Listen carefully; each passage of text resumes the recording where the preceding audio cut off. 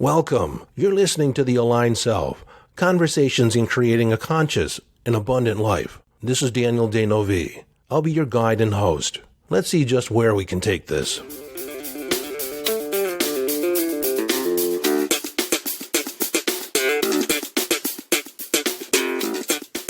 Hello, friend, and welcome back to the conversation. Today I'm going to talk about how the world, your reality, is a mirror of your mind. Now, I've touched upon this before, but possibly not in the exact way I'm going to talk about it today. You see, I was presence to this lacking in the general populace, or represence, let's say that, through a conversation with one of my former clients. Now, over the last few days, I've actually been more aware of the fact that I want to have more conversations with you, the listener.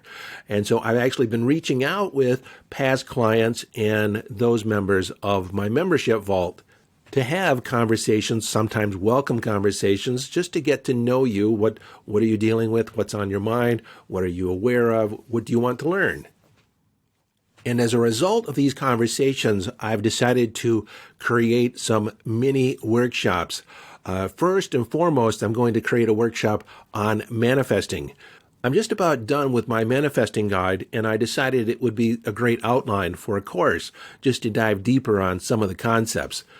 The other mini workshop that I'll have right around the corner is developing courage and confidence, being unleashed and unstoppable. Through my conversations, I realized that a lot of people want to work on or embellish, expand their feeling of confidence and courage. Most people say confidence because that's the focus, but I think courage is such an essential component there. It gets you to confidence. In the beginning, you have to have an abundance of courage as you step forward into a new direction. So I'm creating a workshop on that. And then the third workshop that's right around the corner is nonverbal communication. How to tune into the nonverbal cues, the nonverbal communication that another provides you. And is it possible to ascertain whether or not they're telling the truth based on just what they're conveying nonverbally or through their body signals, their body language? Nonverbal communication is one of the more fun things that I teach, one of the things that I take a lot of pride in, and it's one of those things that's hard to convey over a podcast. So, like I said, over the next couple of months, these 3 workshops will be put out in the marketplace. You'll have an opportunity to register. In fact, the opportunity to register will happen probably as soon as you listen to this podcast. Just go to yesdaniel.com to gain access. And then over the next few months, there'll be a continuous parade of mini workshops for you to take advantage of. The purpose of these mini workshops is to give a lot of people access to a low price training that they can easily take advantage of. And if you're a member of the Vault, this is just part of your membership. So if you're a member of the Vault, don't concern yourself. You're going to have access to this. And if you'd like to be a member of the Wisdom Vault, you can check out the workshops and the membership at yesdaniel.com. And so like I said today, a lot of the topics that I get for my workshops, my offerings, and the podcast episodes come from conversations with you all. This morning I had a conversation with Nicole in Australia. I had to get up rather early because there's a time difference, but it was well worth the effort. And during our conversation, she said something that kind of shocked me. Frankly, I forgot about it. She said that most of the people that she encounters in the day-to-day world, they don't understand that your thoughts control your reality. How you perceive things, your belief about things, your habits, your behaviors, they govern your life, and they're all monitored, they're all generated from how you think. And of course, this is the curse of knowledge. I've realized this for years. In fact, when I was in my teens, I realized that we live our whole life in our head, and that when you change your thought, you change your behavior, you change your reality, your experience of it. So you need to master your mind. Wayne Dyer wrote a book, and I think I'm going to slaughter this topic or this title, and because I haven't read it. It's when you change the way you look at things, the things you look at change. I think that's the way it says. So basically, your reality changes when your thoughts change. And so today I'm going to talk about how the world is, or your reality is a mirror of your mind. Because frankly, I forgot that a lot of people don't necessarily believe that the mind or how we think of things is all it is. When I first got involved in sports performance, I was constantly told by sports psychologists and people in the mental aspect of sports that sports performance is 80% mental, 20% conditioning, muscle memory. And then there's another camp that says, no, it's 90% mental and 10% muscle conditioning or muscle memory. I beg to differ. From my point of view, sports performance in life is 100% mental. And I had someone object to me, and I said, well, just remove the brain and try and perform. And they said, well, that's rather simplistic because, you have to deal with the body. And I said, from my perspective, the body is an extension of the mind, because many of you think something and it has an immediate response in the body. You think some negative thought or some past event that was not necessarily stellar, was rather upsetting possibly, and you'll start to feel the sensations in your body. Your heart rate will increase. Adrenaline will start to flow in your system, all through thought. Generally, it's accepted more today than when I first started investigating this idea that the mind does influence the body. You see, back when I first started, it was generally accepted that the body was different than the mind. They were somewhat separated. Now, over the years, we've talked about the mind-body connection. But there's been whole books written on the fact, trying to establish that there is a direct connection to how you think or how you use the mind and the effects that register in the body. This idea of separateness actually is embraced by the medical establishment because, frankly, for them to start encountering the mind or considering the mind in health and healing, it's cumbersome. It's too many variables to think about. Frankly, my experience has said if you focus on the mind, focus on the mindset, focus on the beliefs, the body takes care of itself.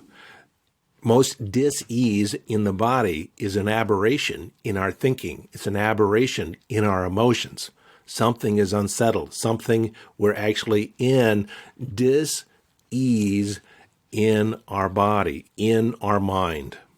When I first began my path, my investigation in the mind, in hypnosis, and, all these different books on spirituality that were kind of paraded in front of me by the universe, I actually forget the exact book I read where I got this statement from, but the moment I read it, it made perfect sense. It said that the world is a mirror of your mind. I got it. I understood it.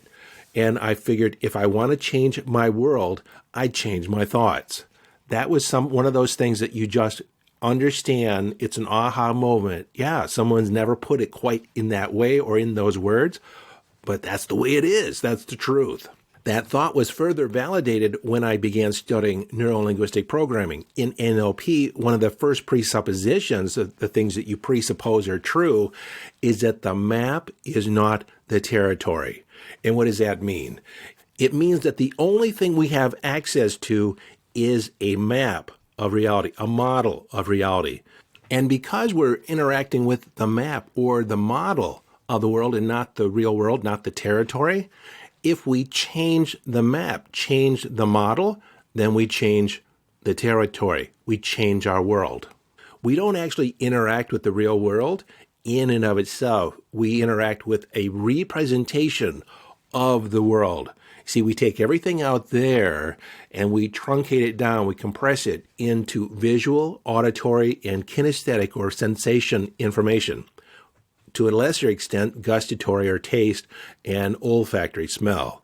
We represent the world in our head, and it's an interpretation of energy, of vibration. And so all this goes on where we take everything out there and we translate it or reinterpret it, and it registers in our mind. And then that information is processed according to our beliefs, our values, our perceptions, and other criteria that we use to govern whether or not something is valid or not. And through this process of reinterpreting the world, we generate a map of reality. We don't actually interact with the real world in and of itself, but a representation of it. And so essentially, each of us lives our own personal version of reality. Is that true? Well, I don't know. Let's think about it. There's 7.5 billion people on the planet. If there was a definite, certain reality, then every person on the planet would have the exact experience of reality. But we don't. We know immediately when we consider trading brains with somebody else actually exchanging brains, having their thoughts, their perceptions, we understand in that instant that other people don't think the way we do. They don't have the same belief systems that we do. There's been experiments, law enforcement knows for sure, if 5 witnesses witness an accident, an event, and later you interview each of these different people apart from themselves, you get 5 different accountings of the situation, of the event. And some of them will be so different, they'll even change the people that are involved. They'll be completely different descriptions. You see, everyone interprets the world differently. If you've ever played that game telephone or telephone line where someone reads a message and then you turn and whisper it into someone's ear and there's a whole chain of people and one person relays the message to the next person, to the next person, and then to the next person. By the time that message is whispered in the ear of each person all the way down to the end of the line, the message at the end of the line of communication hardly even resembles the original message. It's been convoluted, reinterpreted, repeated. Different aspects were only heard and then others augmented or added to it. So the message that you get at the end does not resemble the original message at all. It's been contaminated by the different perceptions and perceptual filters of the people passing along the message. So again, I'll make the statement, the world is a mirror of your mind. So if your world is not working, you're not screwed. A lot of people think they're screwed. I have the thoughts I have, and my world isn't really working. Things are a mess. And so how do you fix it? Well, the good news is that you change your thinking, you change your reality, you change your world, you change your experience. Personally, I think this is good news because it means that you don't have to change everything about your life. You don't have to change the structures of your life. You change how you think about your life. You change the way you look at things. The things you look at change. This idea is actually at the heart of everything I do. I believe that a lot of our behavior, a lot of the way we interpret our reality is based on our self-identity, our self-concept. Who are we in relationship to the way the world shows up? Who are we in the presence of circumstance? Our perceptions, the way we respond to it, the things we make it mean to us, changes our experience of life. You can change one little aspect and it changes or could change everything. And so the message that I thought was implied in a lot of these podcast episodes, which I want to redefine, I guess, is that it's not about using a collection of techniques or processes in order to make your life better. I want you to be invested in learning to master your mind, master how you think, master your emotions. Because your emotions are essentially the end result or the caboose on the train of thought that you have. Think this, picture that, and you get a particular feeling state. And that feeling state is up to you. It's your ultimate freedom.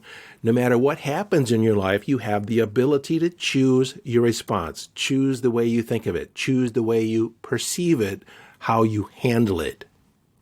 So whatever you take away from the podcast episodes or what you've got out of the podcast so far, ultimately, my goal is that you understand that you have dominion over your mind. You get to choose your thoughts. You create your reality based on the things that you choose to pay attention to, the criteria by which you live your life by, the priorities that you set for yourself. But I should add, it's not only the podcast episodes, it's every course I've ever done, every talk or presentation I've ever done. It's all about empowering you. You are the creator of your reality. change your mind, you change the world. I want a better world. I feel my mission is if I touch enough of you to the point where you get to your bones, that you are the master of your destiny, that you are the source of your joy, love, and peace of mind. When you get that, then I know that you're going to treat others completely differently. You're going to be in the world differently. You're going to be self-expressed. In fact, your life will be the story of your self-expression. I may not see that. I'd love to hear about it, but I know that I may not see it. All the different people that you'll touch. Now, was very satisfying for me in talking to Nicole this morning. She's a teacher, and so she teaches young children, pre-teens. And she's been conveying some of the ideas that I've outlined in these podcast episodes and gifting them to her kids so that they have a higher self-esteem. Instead of waiting for the teacher to say, I'm proud of you, she's teaching them, you should be proud of yourself. So they have their own criteria, that they are self-validating. That is so powerful. If they take that one idea, and it will open up their life in a completely new way. And so that's satisfying to me because I know that I get to make a difference through you as you touch other people, as you make connections with other people. It's a cascade effect. It's a ripple effect out into the world. So if you can teach your children, your kids, that their experience of reality is a result of their thinking, that they are not victims to circumstance, that they get to choose their response, that's their ultimate freedom, nobody can take that away, then you empower them for life. Just that one idea, just this one idea changes your experience. Oh, wow. And to think that, there's a part of me that took that for granted, that people just got that just knew that, and perhaps you do it. Chances are you got it because you've been in this conversation, but maybe you just happened upon this conversation. Maybe you just happened upon this podcast. I want you to get that, but understand that in my model of the world, you did not get here by happenstance. You attracted this conversation. You were ready or are ready for this conversation. If you get this, if you understand this, then I ask you, I implore upon you to teach other people.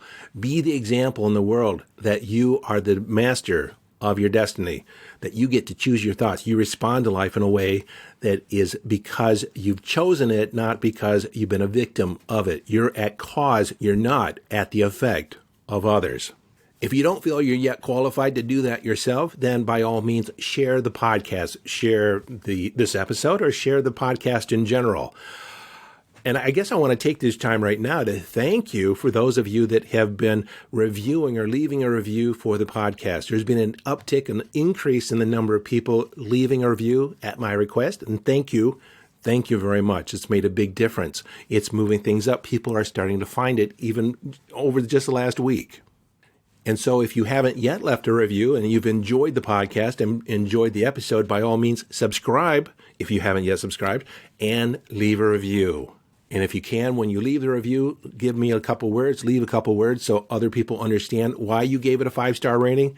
And it just makes all the difference in the world. Helps me fulfill my mission, and potentially, maybe it's your mission too, to touch other people in the world. You know people that are a lot like you that think the same ways. And by sharing the podcast, you include other people in this conversation, expanding the possibilities for all. Well, until next time, this is your friend and host, Daniel Danovi, urging you to follow your bliss, live your life from inner signals, be inner directed as you engage in the epic adventure.